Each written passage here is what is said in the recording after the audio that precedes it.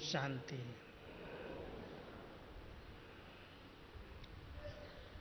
हम सब बाबा के बच्चे, बाबा की मदद का अनुभव हर कदम में करते हैं। आज का विशेष विषय रखा गया है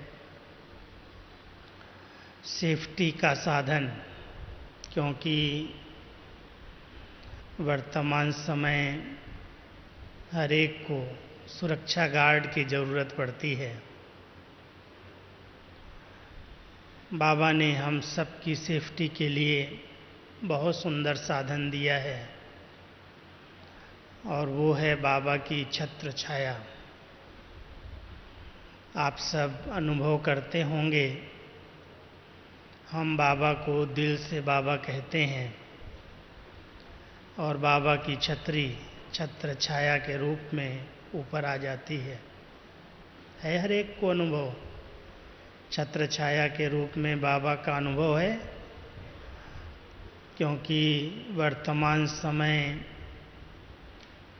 अति की ओर हर चीज़ जा रही है। अंतिम समय में विकारों की भी फुल फोर्स में अति है। प्रकृति भी अपने तमो प्रधान रूप में अति के रूप में सामने आ रही है। व्यक्तियों के अंदर अनेक प्रकार के संस्कार, स्वभाव, उनके भी विकारों का फुल फोर्स है और चारों ओर भटकती हुई आत्माएं भी कहीं न कहीं से अटैक करती हैं। रहे हुए पिछले हिसाब किताब भी अचानक निकलते हैं। मन नचित कोई न कोई सामने आ जाता है। ऐसे समय में बाबा की छत्र छाया की सदा ज़रूरत है। इसलिए आज के इस विषय को थोड़ा सा आपके सामने स्पष्ट करेंगे, क्योंकि बाबा तो हमारे साथ सदा है ही। वायदा है, जहाँ बच्चे वहाँ बाप। बाबा की मदद का अनुभव हम सब हर पल करते ही हैं, लेकिन कई बार देखा जाता है कुछ ऐसी परिस्थितियाँ आती हैं जो अकेलेपन का अनुभव करा देती हैं। ऐसा नहीं अनुभव होता कि बाबा हमारे साथ है और वो सर्वशक्तिमान है। इसलिए छोटी मोटी परिस्थितियों में कई बार उलझन पैदा हो जाती है, दुख की लहर आने लगती है। ऐसे अनुभव होता है जैसे मेरा कोई नहीं है, मेरी क्या सुरक्षा है। ऐसे समय पर बाबा की याद भूलती ही है, लेकिन हम सब बाबा के बताए हुए अनमोल महावाक्यों को भी भूल जाते हैं। अगर वो बाबा की शिक्षाएं याद आती हैं तो बाबा की याद माना बाबा की शिक्षाओं की याद, बाबा की श्रीमत की याद, तो उस याद के आधार से बाबा के साथ का मदद का अनुभव होने लगता है और फिर से वो शक्ति सामने आ जाती है जो हम उन परिस्थितियों को सहज पार कर सकते हैं। इसलिए आज कुछ ऐसी बातें जो मेरे विचार में आ रही हैं, जिनकी बहुत ज़रूरत है, क्योंकि बाबा ने हम सबके सामने श्रीमत और मर्यादाओं की लकीर खींच करके दी है। शास्त्रों में भी दिखाया है कि लक्ष्मण ने रेखा खींच करके दी और संकल्प दिलाया कि इस रेखा का उल्लंघन नहीं करना। अगर इससे थोड़ा सा भी बाहर निकलेंगे तो कुछ भी घट सकता है, कोई भी दुर्घटना हो सकती है। तो वो तो यादगार में हम सब ने सुना ही है, देखा ही है कि अगर सीता ने थोड़ा सा भी रेखा को पार किया तो कितने दुख और शोक का अनुभव करना पड़ा। यहाँ पर भी बाबा ने हम सबको छत्र छाया दी है और कहता है बच्चे सदा इस छत्र छाया के नीचे रहना। अमृत वेले रोज एक दृश्य मर्ज करो अपने सामने। जब आँख खुलती है तो उस आँख खुलते ही एक दृश्य सामने आना चाहिए कि बाबा का वरदानी हाथ बहुत बड़े रूप में मेरे मस्तक पर आ गया है और वो छत्र छाया के रूप में सदा मेरे साथ है। मस्तक पर जब वरदानी हाथ का अनुभव होने लगता है तो आत्मा बिल्कुल निश्चिंत और निर्भय हो जाती है। किसका साथ है, किसका हाथ है। लेकिन इसके साथ साथ बाबा ने एक बहुत सुंदर सेफ्टी का कवच दिया है और वो सेफ्टी का कवच है हर एक ब्राह्मण आत्मा को अपने साथ शुद्ध संकल्प का घेरा, बहुत पॉजिटिव विचारों का घेरा इमर्ज रखना चाहिए। क्योंकि कई बार हमारे कमज़ोर नेगेटिव संकल्प ही हमारे लिए विघ्न रूप बन जाते हैं, प्रॉब्लम खड़ी हो जाती हैं। इसलिए हर एक ब्राह्मण आत्मा के साथ बहुत श्रेष्ठ और शुद्ध संकल्प की लाइट की ज़रूरत है। इसलिए कोई भी ऐसा साधारण और नेगेटिव संकल्प ना आए कि पता नहीं ऐसा न हो जाए, वैसा न हो जाए। बहुत सारे ऐसे साधारण संकल्प हम इमर्ज करके और अपने लिए ही कुछ न कुछ मुसीबत पाल लेते हैं, खड़ा कर लेते हैं। इसलिए हर एक ब्राह्मण आत्मा को बाबा ने शुद्ध संकल्पों की लाइट दी है, लाइट का घेरा दिया है और कहता है बच्चे सदा सकारात्मक चिंतन, पॉजिटिव थिंकिंग, अच्छे अच्छे विचार करो। क्यों? क्योंकि हम सबको बाबा ने बड़े सुंदर ज्ञान और योग के राज सुनाए हैं और जब ज्ञान और योग इमर्ज रूप में, प्रूफ के रूप में हमारे जीवन में आ जाता है तो ज्ञान और योग की शक्ति के आधार से हम अपने संकल्पों को सदा पॉजिटिव रख सकते हैं। और सबसे सुंदर ज्ञान की पॉइंट्स जो बाबा ने हम सबको दी हैं कि ये ड्रामा कल्याणकारी है। इस कल्याणकारी ड्रामा में हर एक सीन के अंदर कोई न कोई राज कल्याण का छिपा हुआ है, क्योंकि इसका डायरेक्टर, इसका क्रिएटर वो भी कल्याणकारी है। इसलिए बच्चों का कल्याण हो ऐसी कोई सीन सामने नहीं आएगी।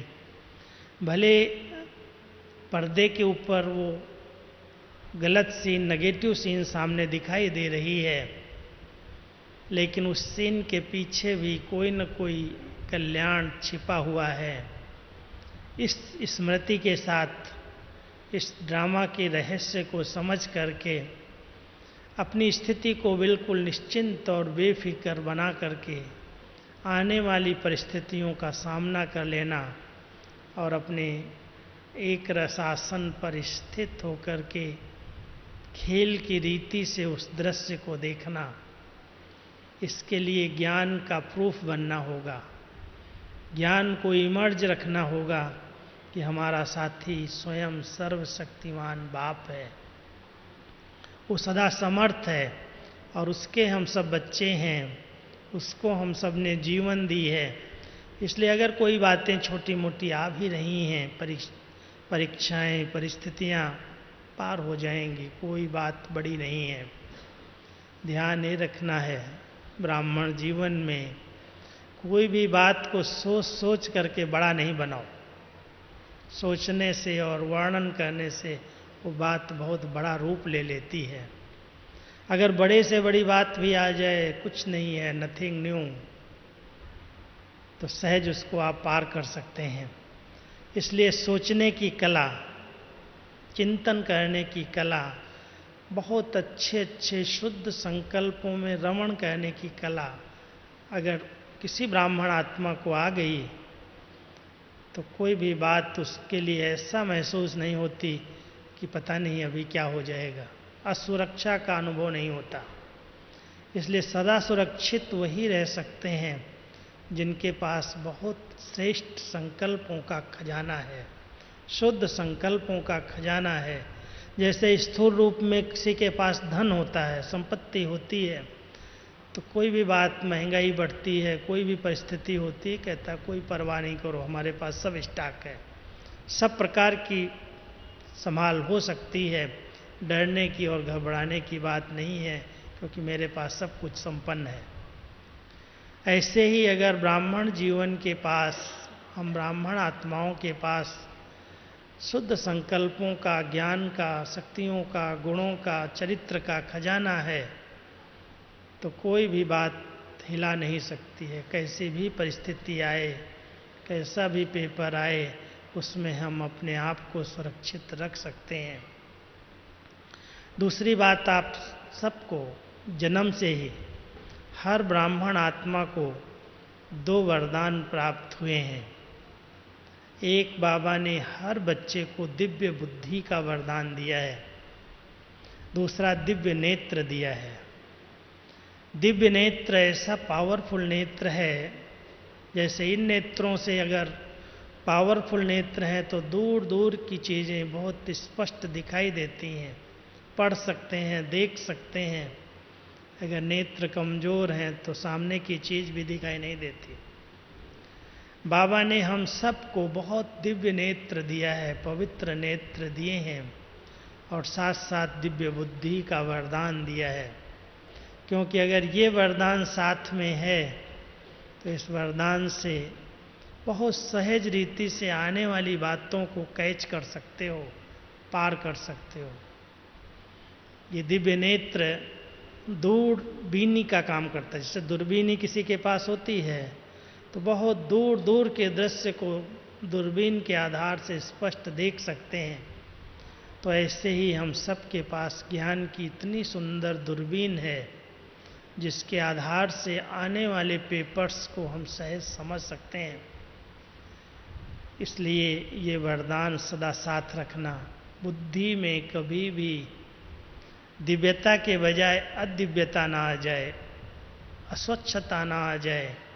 साधारण बातों में इस बुद्धि की शक्ति को व्यर्थ नहीं गंवाना है। अंडरलाइन करके रहेंगे, क्योंकि ये बात मैं इसलिए आपके आगे रख रहा हूँ। आज से करीब 25 साल पहले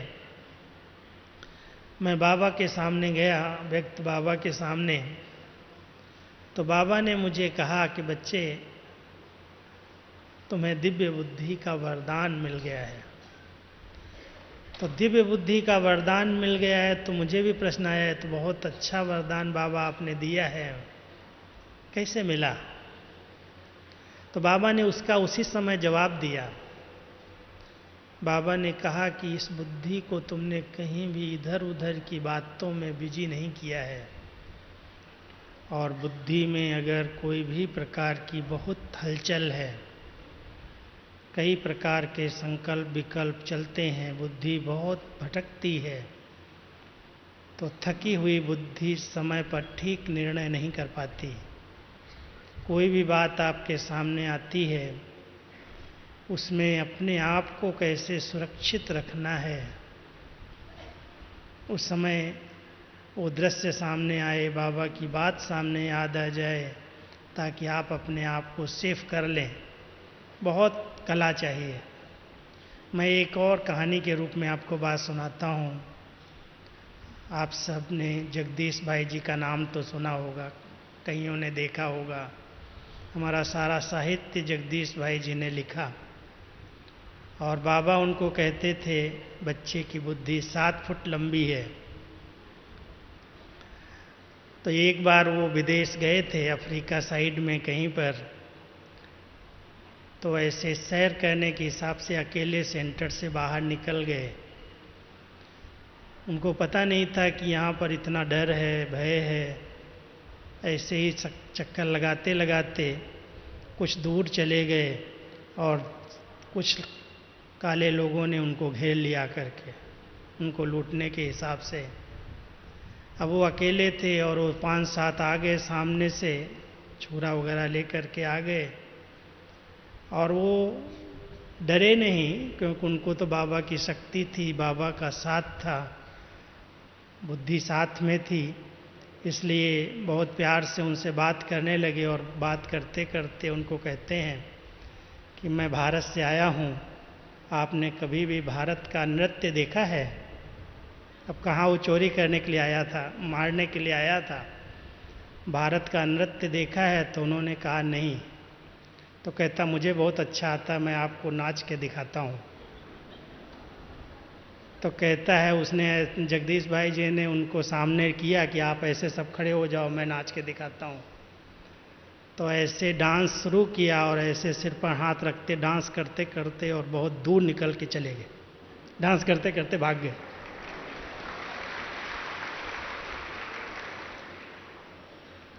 समय पर बुद्धि ने काम किया, वो डरे नहीं, लेकिन उस बात को उन्होंने यहाँ सुनाया था क्लास के बीच में, इसलिए याद आ गई कि जिसके पास बुद्धि है, समय पर साथ देती है, क्या करना है क्या नहीं करना है, तो वो परिस्थिति के अंदर अपने आप को डरने और घबराने की बजाय सेफ कर लेता है।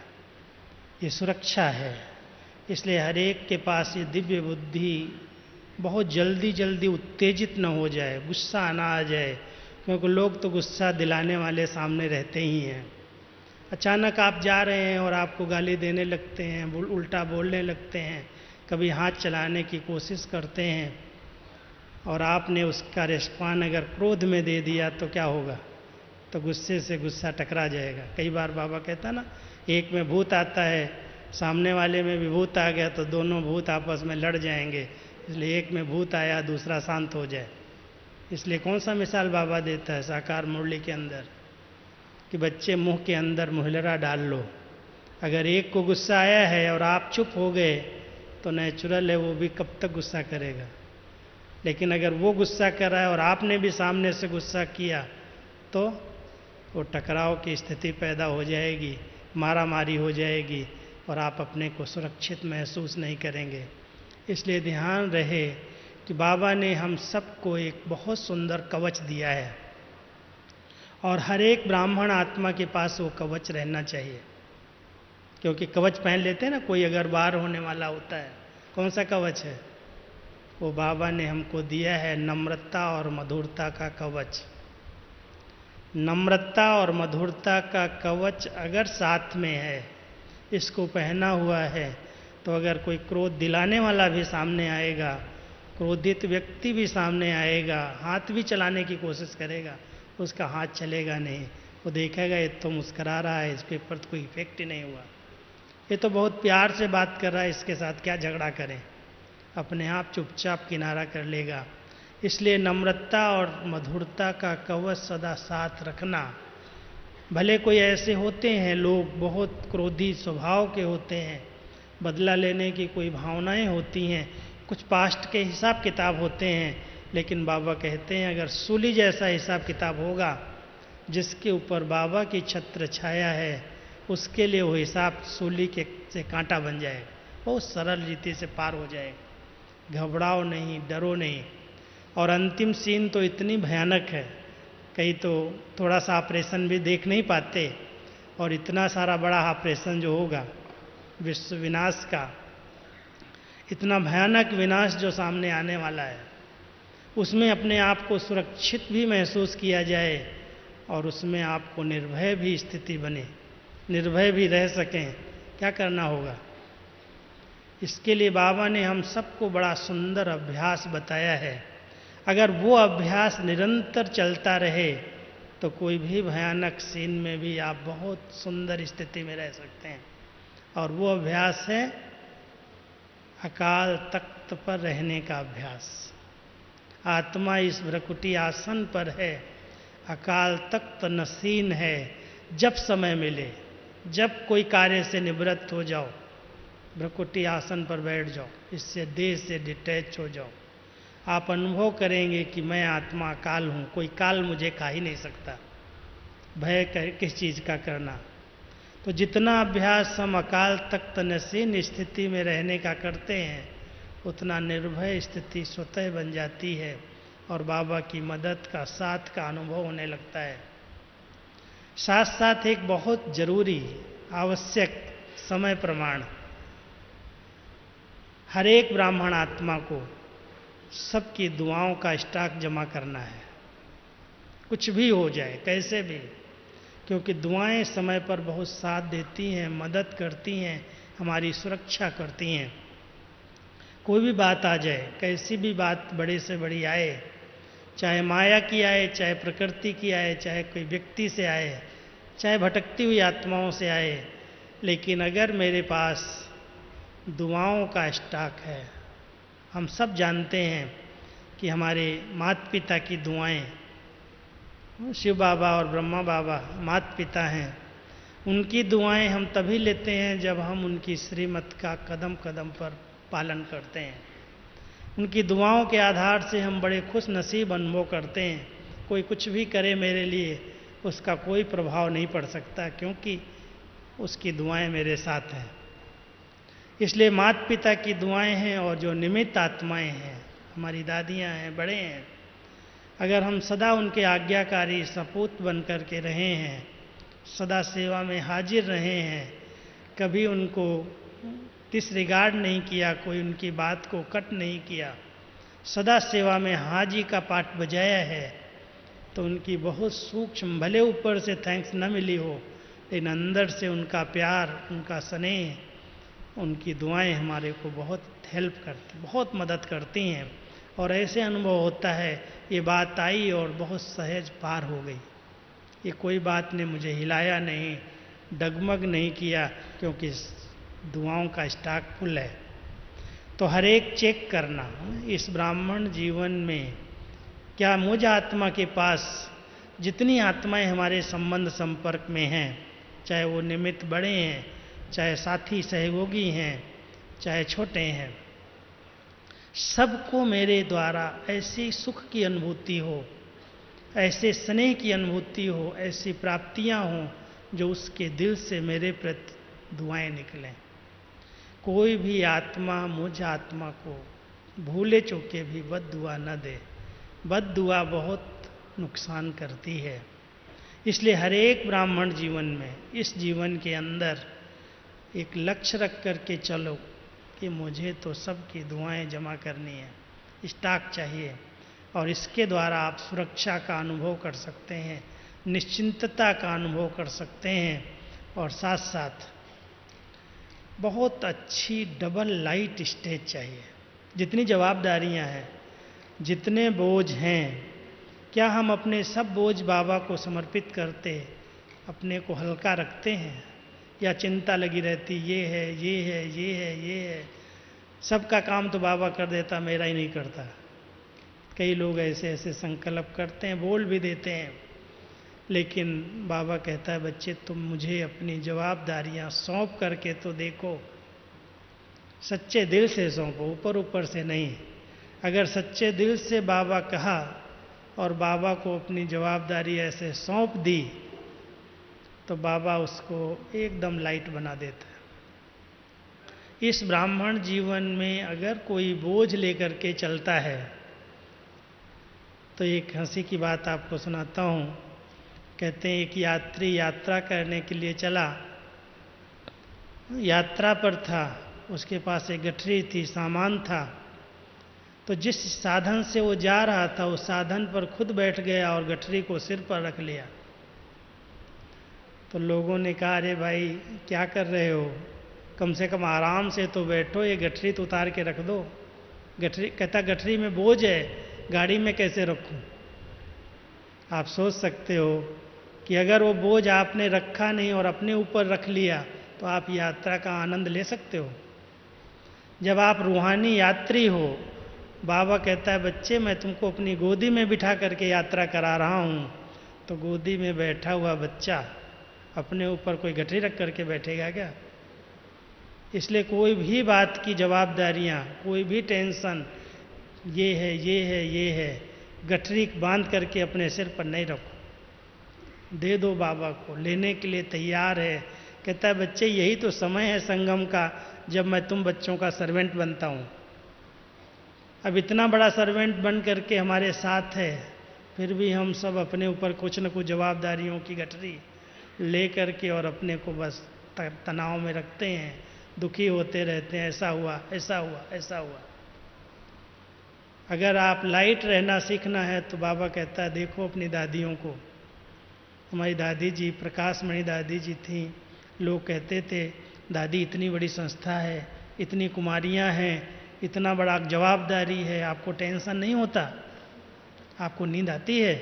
दादी कहती नींद, मैं अपने कमरे में जाती हूँ, बिस्तर पर ऐसे गई, बाबा को कहती बाबा गुड नाइट, और 1 मिनट में सो जाती हूँ। मेरी क्या चिंता, मेरा यज्ञ है क्या? जिसका यज्ञ है वो जाने। बाबा बैठा है, बाबा का यज्ञ है, बाबा के बच्चे हैं, बाबा खिलाने वाला है। इतना निश्चिंत स्थिति में रह करके यज्ञ को चलाया, कभी भी टेंशन नहीं लिया ऐसा होगा वैसा होगा। बाबा जब करण करावनहार है, उसका यज्ञ है, उसके बच्चे हैं, तो मैं क्यों चिंता लूँ। तो बाबा ने इन दादियों को हमारे आगे एग्जाम्पल रखा है। कितनी सारी बातें होते हुए भी कभी भी नहीं कहती मेरी कोई जवाबदारी है, सब बाबा है, बाबा बैठा है, बाबा करा रहा है। लाइट हो करके चल रहे हैं, और लाइट के 2 अर्थ हैं। एक लाइट है हल्कापन, बहुत हल्का, बोझ नहीं किसी चीज़ का, हल्की चीज़ ऊपर उड़ सकती है। ऐसे योग में बैठो, आप कोई भारीपन लेकर के बैठो, कभी भी आपको सूक्ष्मतन का अनुभव नहीं होगा। फरिश्तों की दुनिया क्या होती है शायद कई ब्राह्मणों ने अभी अनुभव नहीं किया, क्योंकि कोई न कोई बोझ लेकर के यही चिंतन करते रहते। अगर उस लाइट की दुनिया का अनुभव करना है तो लाइट बनना पड़ेगा, हल्का बनना पड़ेगा। और दूसरा ज्योति स्वरूप, प्रकाश स्वरूप, ये एक बहुत सुंदर साधन है। अगर आप देह से डिटैच रहने का अभ्यास करो, मैं एक लाइट हूँ, भ्रकुटी आसन पर बैठा हुआ तख्त नसीन आत्मा, लाइट हो जाओ तो ये देह भान अपने आप खत्म हो जाएगा। और अंतिम सेफ्टी का साधन, अंतिम सेफ्टी का साधन, क्योंकि बाबा कहता है बहुत सारे दुनिया के अंदर कीचक जैसे लोग घूम रहे हैं, जिनकी दृष्टि खराब है, वृत्ति खराब है, भावनाएं अशुद्ध हैं, विकारी हैं, उनके बीच में मेरे बच्चे रह रहे हैं, उन पर उसकी नज़र न लगे। वो तभी हो सकता है, उनमें सेफ्टी तभी है जब आप बहुत लाइट स्वरूप में स्थित रहो। आप अगर 1 मिनट में लाइट हो गए तो सामने वाला अगर आपको बुरी दृष्टि से देख भी रहा है तो उसकी दृष्टि से ये शरीर गायब हो जाएगा, उसको लाइट दिखाई देने लगेगी।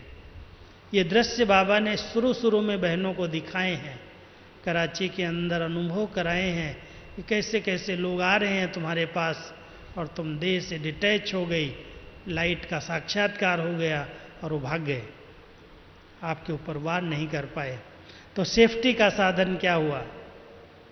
लाइट स्वरूप की स्मृति, लाइट स्वरूप का भान इस देह भान को समाप्त कर देता है। इसलिए जितना समय, जब समय मिले, दूसरे चिंतन को छोड़ दो। स्वचिंतन उन्नति की सीढ़ी है, पर चिंतन पतन की जड़ है। इसलिए ध्यान रखना कि मुझे स्वचिंतन करके स्वस्वरूप में स्थित होना है। अपने भ्रकुटी आसन पर बैठ जाओ, लाइट का ताज पहन लो, लाइट स्वरूप स्थित हो जाओ, अपने आप देह भान खत्म हो जाएगा, इंद्रियां शीतल हो जाएंगी, आत्मा पवित्र बन जाएगी, पवित्रता का कवच आ जाएगा। तो इसलिए जब हम ऐसा अभ्यास करते हैं तो बाबा अपने दिल तख्त पर बिठा लेता है। बैलेंस जरूरी है हर चीज़ का। एक बात का ध्यान रखना कि बैलेंस के बिना ब्लेसिंग्स नहीं मिलती। बाबा का प्यार उन्हीं बच्चों को मिलता है जो बहुत बैलेंस से चलते हैं। स्नेह और शक्ति का बैलेंस चाहिए। अगर बहुत स्नेही हैं, बहुत मीठे बन गए तो भी चींटियां लग जाती, और अगर बिल्कुल खारापन आ गया तो सब दूर भाग जाते।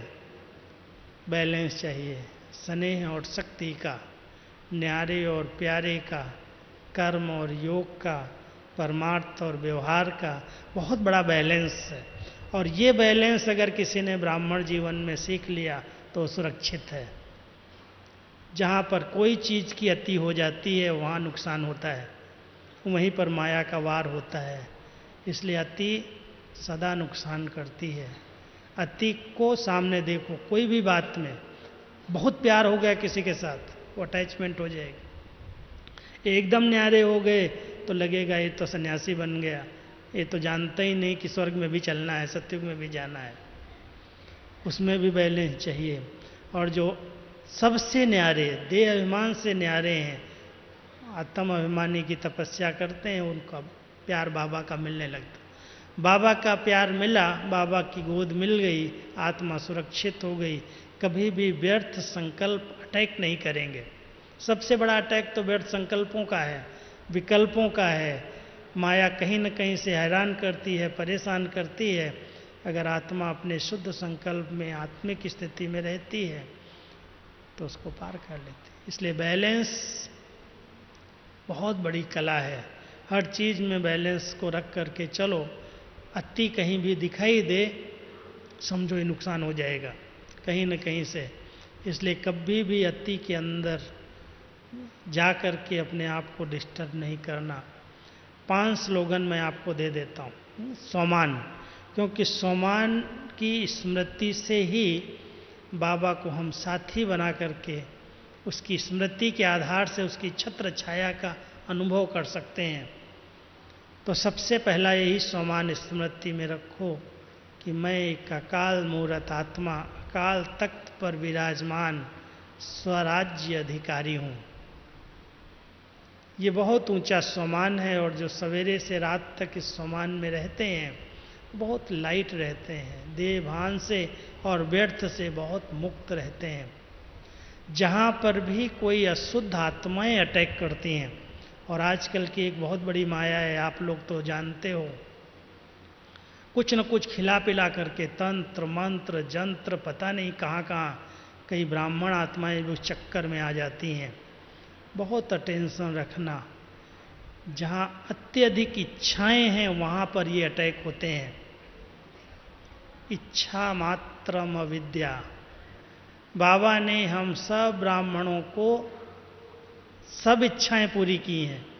इसलिए कोई भी इच्छा रख करके, कोई भी कामना रख करके किसी के आगे गए तो कहीं न कहीं से वो आपके ऊपर वो करके आपके को चक्कर में ले आएगा।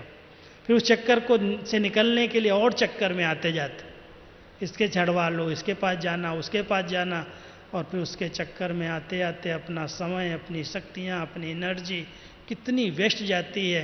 कहाँ भगवान मिला है, कहाँ सर्वशक्तिमान हमारा साथी है, और कहाँ पर ओझों के पीछे, झाड़ फूँक करने वालों के पीछे अपना टाइम वेस्ट कर रहे हैं, अपनी एनर्जी गंवा रहे हैं।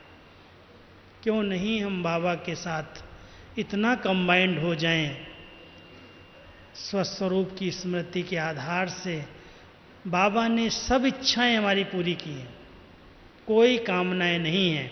अगर कोई भी कामना रख करके, कोई भी इच्छा रख करके किसी के पास भी आप गए तो कहीं न कहीं कुछ न कुछ चक्कर में आ जाएंगे। इसलिए बाबा कहते हैं, बच्चे संगम युग पर कुछ भी नहीं चाहिए, इच्छा मात्रम अविद्या। मुझे कुछ नहीं चाहिए, न मान चाहिए, न शान चाहिए, न तुम्हारी चीज़ें चाहिए, न तुम्हारी सौगात चाहिए, कुछ नहीं चाहिए। अगर चाहिए है, चाहना है, तो चाहना वाला कभी भी सामना नहीं कर सकता है, कामना वाला कभी सामना नहीं कर सकता है। इसलिए इस बात को अंडरलाइन करना है कि बाबा आपने मुझे सब कुछ दे दिया। अंदर से यह बात आनी चाहिए, जैसे ब्रह्मा बाबा के अंदर से बात आ गई, पाना था सो पा लिया, काम क्या बाकी रहा, छोड़ दिया सब कुछ, कुछ नहीं चाहिए, पैसे की परवाह नहीं, बिजनेस की परवाह नहीं, पा लिया, बस मिल गया जो ढूंढ रहे थे। जब बाबा मिल गया, जब बाबा के हम हो गए, जब उसने हमारी सब इच्छाएं पूरी कर दी, कोई तमन्नाएं नहीं रही। अगर तमन्नाएं हैं, इच्छाएं हैं, तृष्णाएं हैं, तो जरूर भटकती हुई आत्माएं हैं, कहीं न कहीं अटैक करेंगी।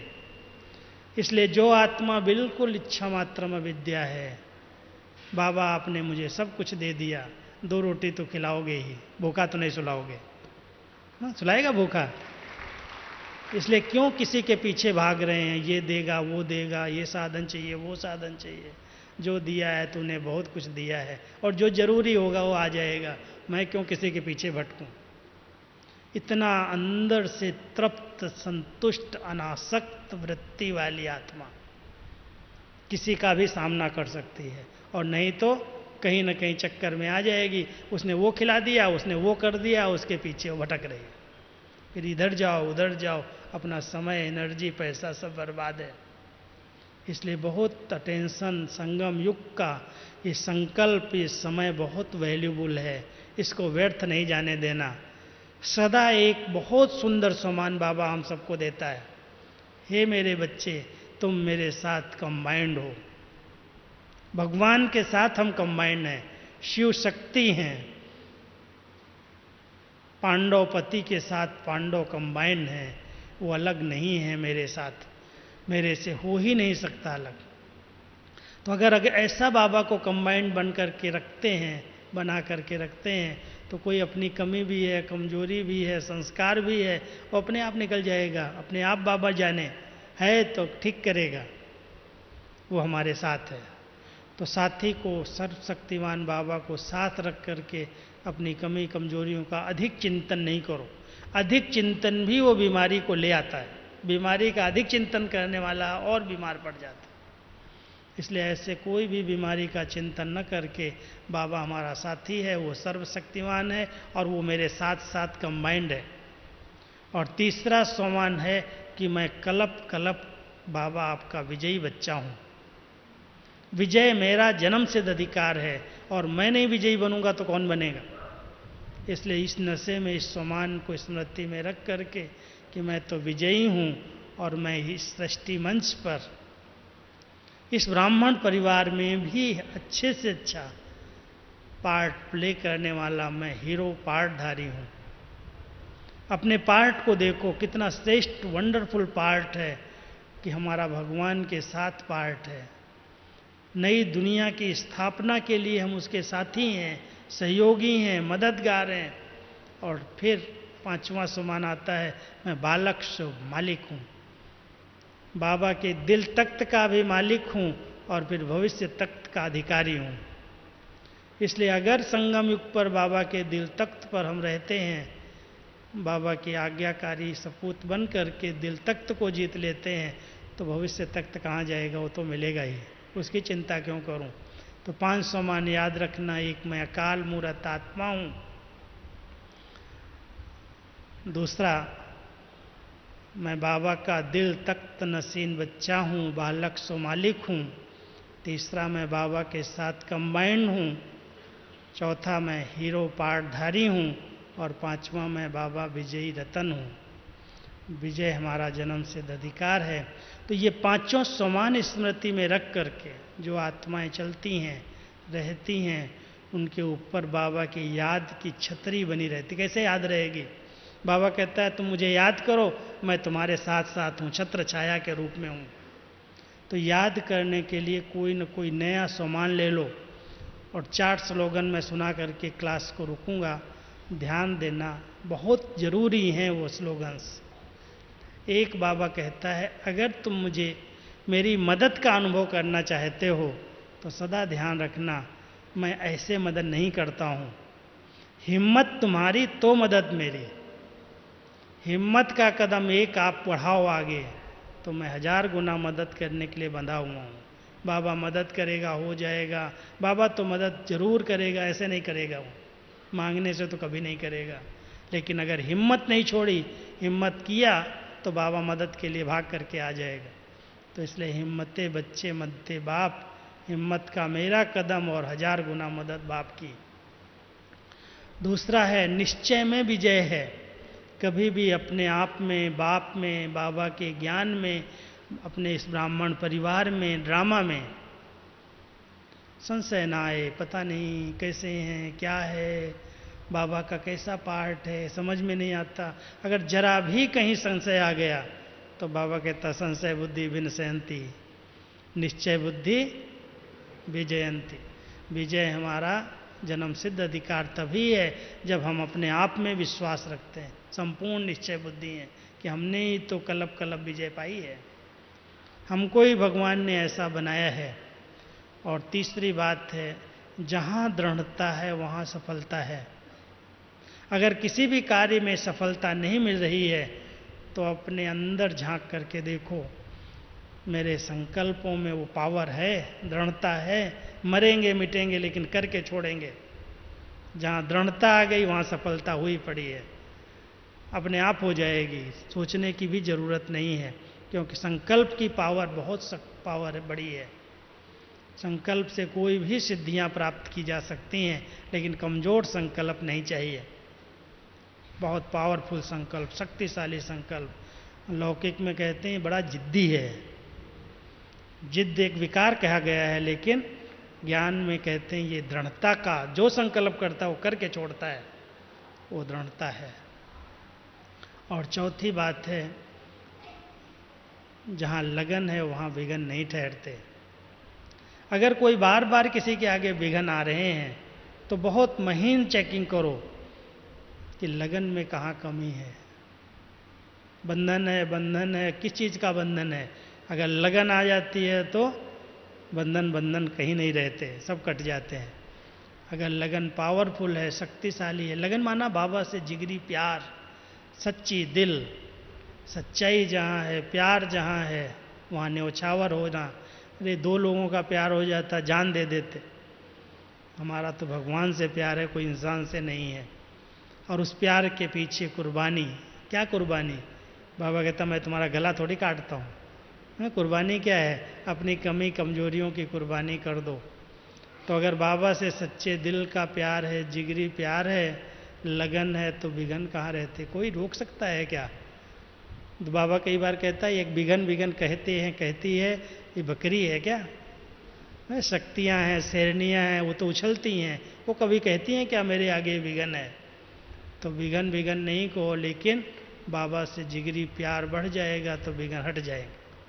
तो चारों स्लोगन याद रखना, पांचों समान याद रखना, और साथ साथ बाबा की छत्र छाया को सदा साथ रखने के लिए हल्कापन, दिव्य बुद्धि, दिव्य नेत्र, ज्ञान और योग का प्रूफ, डबल लाइट स्टेज, इन सब का चिंतन करना, और इसके आधार से आप संपन्न और संपूर्ण बन जाएंगे। ओम शांति।